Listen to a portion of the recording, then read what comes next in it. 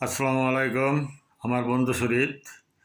আজকের ভিডিওটা একটু লম্বা হতে পারে, আশা করি শেষ পর্যন্ত আপনারা দেখবেন, শুনবেন। আমার ভোট আমি দিব, যাকে খুশি তাকে দিব না, এরকম না।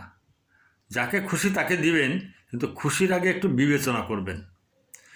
ভোটটা কী জিনিস আগে দুইটা পর্বে কিছু কিছু বলছি। ভোটটা হলো আপনার সমস্ত যে ইচ্ছা অনিচ্ছার ক্ষমতাটা একটা পাত্রে আমানত রাখা, যিনি সঠিক ব্যবহার করবেন আমার দেশ, জাতি এবং আমাদের কল্যাণের জন্য, এই ভরসায়। কিন্তু সেই লোকটা কেমন, তাকে একটু যাচাই করতে হবে। চাকরিতে ভেরিফিকেশান একটা পদ্ধতি আছে। এর উদ্দেশ্য কি, যে তার জাত গোষ্ঠী বা তার বাবা মা বা তাদের পরিবারে চোর, গুন্ডা, টাউট, বাটপাড়, বদমাইশ, লুটেরা, জুলুমকারী আছে কি না। যদি থাকে তাহলে তাকে সরকারি কোনো ভালো দায়িত্ব দেওয়ার উচিত নয়। এই জন্য ভেরিফিকেশান হতো। আজকাল ওই সিস্টেম উঠে গেছে, থানা থেকে ফোন করে থানায় যেতে হয়, কিছু পয়সা দিলে ওকে। তো একটা দায়িত্ব নিতে গেলে কিছুটা জেনেটিক কিছু যোগ্যতা থাকতে হয়। একটা ভালো পরিবারের সন্তান না হলে ক্ষমতাটাকে সে ভালোভাবে কনজিউম করতে পারে না। ঠিক সেরকম, যদি একটা লোক নিজে চরিত্রহীন হয় বা তার গোষ্ঠীতে যদি ওরকম হয়, জুলুমকারী হয়, অত্যাচারী হয়, তাহলে আপনার ভোটটার অপব্যবহার করা হবে। আর ভোটটা আপনি দিবেন, যত ভালো কাজ উনি করবেন তার স্বভাবের অংশ আপনি পাবেন, যত খারাপ কাজ করবেন তার পাপের ভাগী আপনি হবেন। সুতরাং একটু বিবেচনা করবেন। এর আর একটা কারণও আছে, যে আমার সমাজটা, আমার দেশটা যদি ভালো না থাকে তাহলে তো আমাদের ভবিষ্যৎ অন্ধকার। আমি যেমন ধরেন, আমার তো যাওয়ার সময় হয়ে গেছে, কিন্তু আমার সন্তানরা তো বসবাস করবে, আমার ভাই বিরাদার, জ্ঞাতি গোষ্ঠী, তাদের সন্তানরা বসবাস করবে।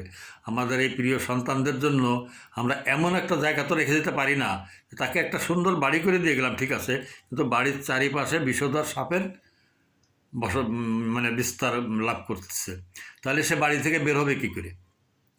সুতরাং আমরা চেষ্টা করব যে একটা ভালো নেতা নির্বাচন করার জন্য, এবং আমরাও সম্মিলিতভাবে একটা ভালো সমাজ, শান্তির পরিবেশ তৈরি করব, যেন তারা ভবিষ্যতে শান্তিতে বসবাস করতে পারে।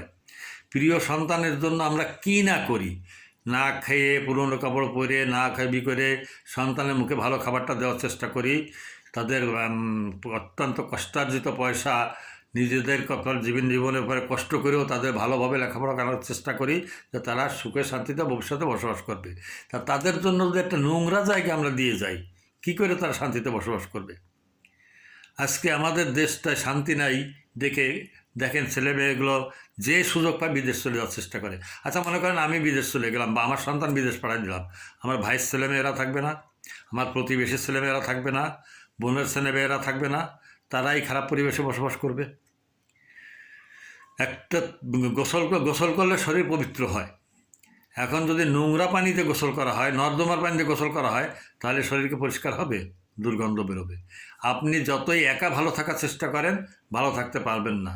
পরিবেশটাকে ভালো করতে হবে, সমাজটাকে সুস্থ রাখতে হবে, তাহলে আমরা সবাই শান্তিতে থাকতে পারবো, পরবর্তী প্রজন্ম ভালোভাবে থাকতে পারবে, এবং তারা আমাদের জন্য সুসন্তান হিসেবে দোয়া করবে। আমরা মারা গেলেও আমাদের জন্য তারা উপকারী হবে। ধন্যবাদ সবাইকে। আল্লাহ হাফেজ।